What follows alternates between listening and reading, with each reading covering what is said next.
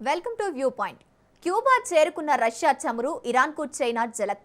తమ దేశానికి రావాల్సిన 3 చమురు నౌకలు విజయవంతంగా హర్మూజ్ జలసంధిని దాటాయని చైనా మంగళవారం ప్రకటించింది. హర్మూజ్ దాటడంతో ఎంతగానో సహకరించిన ఇరాన్ పేరును ప్రస్తావించకుండానే నౌక సాఫీ ప్రయాణానికి చేయూతనందించిన వారికి ధన్యవాదాలు అంటూ చైనా విదేశాంగ శాఖ అధికార ప్రతినిధి మాన్వో నింగ్ మంగళవారం ఒక ప్రకటనలో విడుదల చేశారు.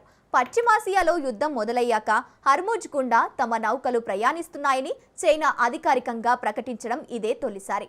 మరోవైపు ఇరాన్లో పరిస్థితులపై పాకిస్తాన్ ఉప ప్రధాని విదేశాంగ మంత్రి మహ్మద్ ఇషాను దారు చైనా విదేశాంగ మంత్రి వాంగ్ ఈ మంగళవారం మంతనాలు జరిపారు. చైనా అధ్యక్షుడు జిన్పింగ్కు సన్నిహిత నేత అయిన వాంగ్ ఈ ఇప్పటికే దేశ అధికార కమ్యూనిస్టు పార్టీ పొలిటికల్ బ్యూరోలోనూ సభ్యులుగాను ఉన్నారు. క్యూబా చేరుకున్న రష్యా చమురు ఇదిలా ఉండగా ఎట్టకేలకు 3 నెలల తర్వాత రష్యా చమురు నౌక క్యూబాకు చేరుకుంది.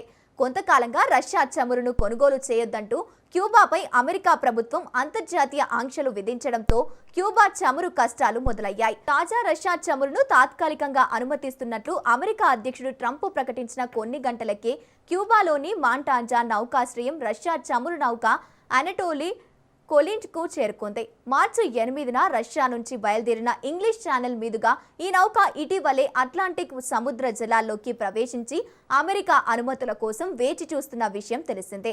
ఇది ఏకంగా 7,30,000 బ్యారెల చమురు మోసుకెళ్తుంది. నౌక రాకపై క్యూబా ఇంధన గనుల మంత్రి విసెంటే లేవి అమితానందం వ్యక్తం చేశారు.